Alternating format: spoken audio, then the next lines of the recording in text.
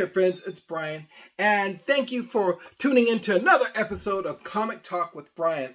And so on today's episode with Derek, talking about the books that help make this industry, we're going to be heading into the Bronze Age and looking at comics when they start to talking about the social and political issues of the times back in the 60s.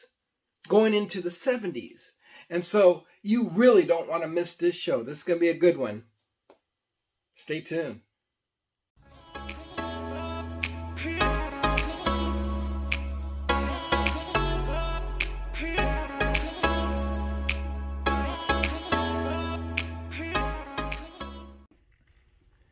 Three, two, one. Hey Bryan, ready to talk comics again today? You know it. Let's see, we're taking off where we left last time, which was the end of the Silver Age rolling into the Bronze Age, if I'm not mistaken. Mm-hmm.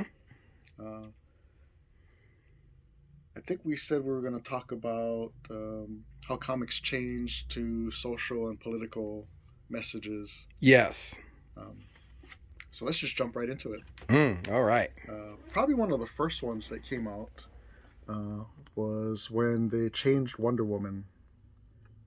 I had no idea. Yeah, this is when Denny O'Neil took over, and you know Denny from doing Batman and Green Lantern, Green Arrow with Neil Adams. Yes. This was his attempt at, I guess his view of feminism, and not, you know, I guess taking away the whole stereotype of Wonder Woman, because you know how a lot of the old stuff was very bondage and over-sexualized. Just a little bit. So what he did with her was he took away all of her powers. So she became kind of an international spy type character. Oh, wow. And started using martial arts instead of having, you know, the superpowers. This is all news to me. Yeah. I think it was a failure. I can't speak for anyone of the times or even now, but I mean, if I was a female looking at one of the most, if not the most iconic female superhero to be reduced to being powerless, essentially, you know, I kind of look at that as almost a slap in the face. Like, why are you doing that to Wonder Woman, of all people? Yeah. Because, you know, really, I mean, you've seen Hawk Girl and, you know, other basically sidekick characters throughout comic history, but really on her own there's always been Wonder Woman. And then yeah, this is what happened. She got reduced to this, and it didn't last very long. You know, eventually I don't remember the exact date, but you know, they brought back the original Wonder Woman with the magic lasso, the super strength, and you know, the gal that can whoop Batman and Superman at the same time. Yeah. Oh, don't forget the tiara. Yeah, and the bracelets. Thank you. Yeah, so this was, I guess he wanted to tackle the feminist movement, and he didn't do it maliciously. I think at the time, he thought that this was the way to go. Again, because of, you know, the old outfit being, you know, with the mini skirt or the almost Daisy Duke shorts. Because yeah, I could see that being a little too revealing and exploitive at the time. So yeah, that was the start. This was late Silver Age when this happened. Huh. Yeah, I had no clue. Wow. So yeah, this book is worth a little bit of money just because of the ramifications of what happened with the character, because it's such an extreme change. Man, and how many issues did that go on for? I honestly don't know, because I didn't read it. I have no desire to read it, because it's not the character that I'm accustomed to. Yes. I know it didn't go very long. I'm sure it didn't. Then I know we talked about the last time, drug use was starting to really get big, especially pill popping, LSD. So we talked about this issue before.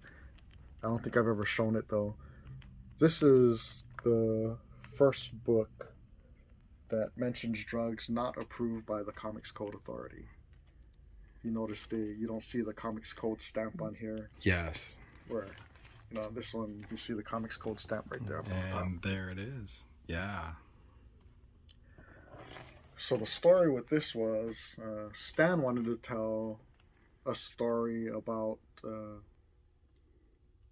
perils of drug use, without being overly preachy, because you know how kids can be. They don't want to be told what to do or what not to do. So he kind of wanted to do a fluid story with almost like a moral to the tale, like a fable. So this was it. I had mentioned before his uncle was the head of publishing, which is how he was able to get this book out. That's right. I don't think anybody else would have allowed a book about drugs to be printed, especially without the Comics Code. Man, yeah, at that time it was a different time. Yeah. So this is a big deal. So this will always be a big key book. We can't keep it in stock here. Every time I get one in, no matter what grade or what price, it sells out just because of the historical significance of this book. I'm glad I got mine. And it doesn't hurt that the Green Goblin's in it too. Never. I think this one we've showed before. Oh, yes. So yeah, after Stan and Marvel had put out their book, DC decided it was time to put theirs out. DC doesn't hold no punches back. Oh yeah, right on the cover. Look at Roy's face. Oh, you see the needle right there. Like he's looking all like New Jack City Chris Rock right there, all tweaking. Pookie. Pookie, leave my Pookie alone, man. And I think I had mentioned before too that Neil had actually done this cover before Stan put his Spider-Man book out. That's right. But because of the Comics Code, DC didn't have the stones to publish the book. After Spider-Man had come out, they rewrote the Comics Code to allow anti-drug messages to be told. And that's how they got it in. Yeah, that's why it has the seal of approval. Smart. So yeah, the comics have always been political, or socially involved, talking about current events. Drug use, like I said at the time, was really big. Civil rights movement was very active at that time. It had been going for a while, but it was really coming to the forefront. Martin Luther King and Malcolm X, and just people wanting equal rights. So again, another project, and this book. I do know this book. I have said book waiting for me. Yeah, this is one that every time I see a copy that's affordable, I will always pick it up just for the significance of it. This is the story of Lois Lane becoming black for a day. And again, it's a little misguided, but I don't think they had anything malicious in mind when they did it. Not at all. I think that it was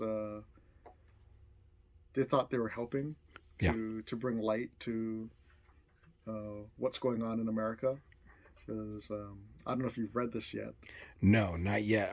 I'm waiting for it to be in my hot little hands to dig into it. But yeah, she's doing a story about the black community, and to really get the story, she has Superman turn her black for a day, and she experiences all the racial stereotypes in that day. I don't want to give too much away. You have to read it. It's a good story. Like I said, there's a lot of stereotypes that's some of it's outdated. But again, I don't think they meant anything negative by it when they came out with this book. I think it was more to show people what minorities go through. Like I said, a little misguided, but their hearts were in the right place. Oh, the things that we cringe about now. Yeah. Of course, one of the other big ones. Woo woo! There he is. Sweet Christmas. Yeah. That was such a good Netflix show. It was. It's interesting when you start to really analyze a lot of these books, though, because when you break it down, these are minority characters from the point of view of a white person. Not saying that that's bad or good. It's oftentimes not accurate. Being a man of color yourself, I don't know if you know anybody that speaks like how Luke Cage spoke in these comics. Like, no. I've been around the block myself, and I have never once heard a person say "Sweet Christmas" other than watching Luke Cage on TV. That's right. Or reading a comic book. Yep. And just some of the slangs that they came up with. Again, cringeworthy. Yeah. Almost reminds me of the movie Airplane. Oh, yes, the Jive Talking Brothers. Yes, with June Cleaver. Yes, and she talked better jive than them. Indeed. That is a great book to have. You Absolutely. Collectors out there, if you got it, hold on to it. I'm lucky, again, to have another one like this. Another kind of interesting to point out, which might make some people uncomfortable, but I it's truth. Even though they tried to make these, especially the black characters into superheroes, there are often subtle negative connotations to a lot of them. I'm sure you know because you read a lot of comics from back in the day.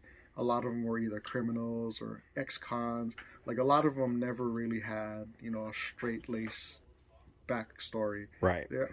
They always had to be something negative, especially with a lot of the minority characters.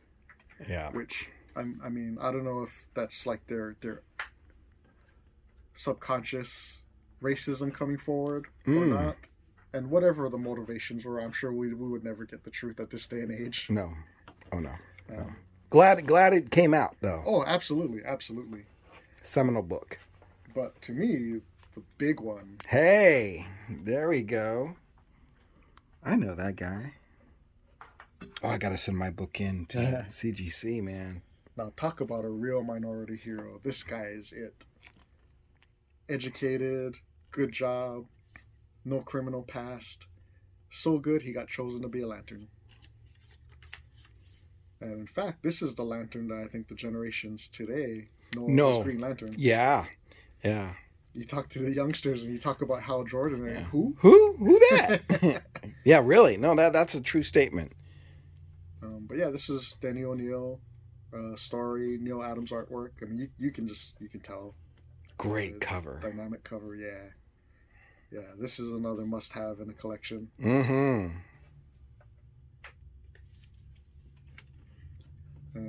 So a lot of these were starting to come out, especially Luke Cage, because the blaxploitation movies were starting to become a big thing at that time.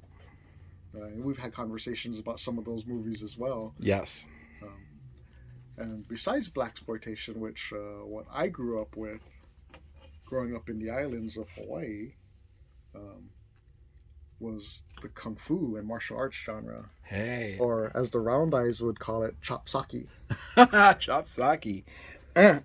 For me, back over here in California, it was all about Sunday afternoon and kung fu theater. Oh, absolutely. Yeah, ours was at Friday night at 11 p.m.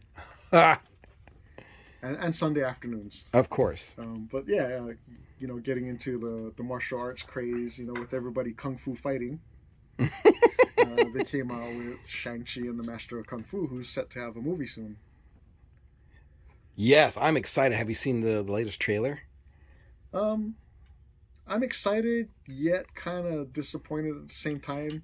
I think I'm more disappointed to see Awkwafina in it. She doesn't strike me as a funny character. I like the actor that they picked to play Shang-Chi because I've seen him in other stuff before, but it's been mostly comedy. Okay. So to see him in an action role, it just takes getting used to. Okay. I hope he can pull it off. Oh, me too. The costumes haven't looked too great to me, to be honest, from what I've seen so far. But then, I mean, you don't get more stereotyped than that, with the bare feet and the kung fu outfit. Right. This book is hot. Oh yeah, it's hot right now, especially since they dropped the trailer of the movie. Yeah, good looking cover. Again, another one in my personal collection. I'm lucky to have unfortunately my copy has just the top right corner taken out of it, but still a good one. and happy to have. And I believe this is the first true Asian superhero. I think you're right. Or hero, not superhero, hero. Yeah, no, I think you're right when it comes to Marvel. Because, you know, we've talked about Pie Face, who was more of like a comic relief sidekick. There was Sunfire, who came out in the X-Men, but he was only a hero for Japan. Yes. He wasn't really active in the rest of the Marvel universe. It wasn't really until we got Shang-Chi where he was larger than life and just doing things across the whole Marvel universe. Yeah. No, I'm expecting great things from this. And again, keeping up with the martial arts, you know, they had to introduce Iron Fist. Yeah. This is one of my favorites growing up reading, just, you know, not just the martial arts, but adding the mysticism of the Iron Fist. Reading it now, going back and reading the old stuff, it's pretty hokey. It is. It is. Because a lot of it's really his Iron Fist that saves the day. Yep. Another one I'm lucky to have. Oh, and great then, cover. And then breaking it down, it's a martial arts book, but the main star is a blonde hair, blue eye dude. Bing! But you know what? It is representative of the times, though, because this was 70s. Yeah, the big guy outside of Bruce Lee was Chuck Norris.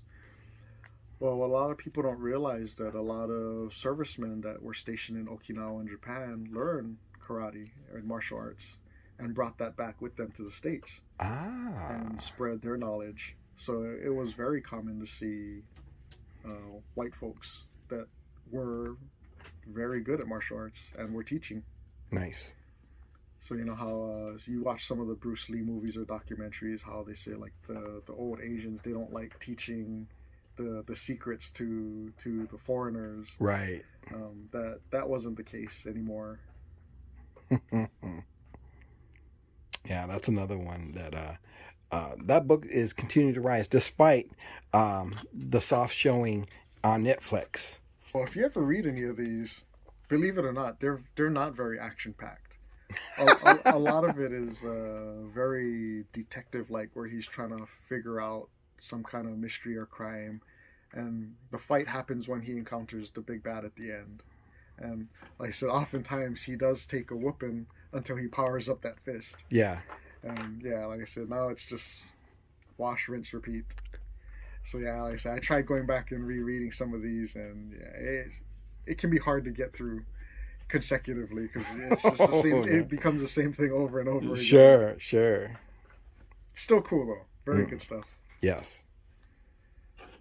So yeah, we talked about a little bit about the feminist movement, blaxploitation, the kung fu craze, drug use was on the rise, social issues, but along with that was also a lot of rise in violence. You know, a lot of these creators lived in poor areas of town because, you know, comics didn't pay well and still doesn't pay very well today. Right. People think that these artists and writers make a whole ton of money. They really don't. Yeah. So living in lower income areas, they saw a lot of crime, drug use, and just craziness on the streets. Some people have said, you know, they literally feared for their lives, that just walking down the street they could get shot for no reason. Yeah.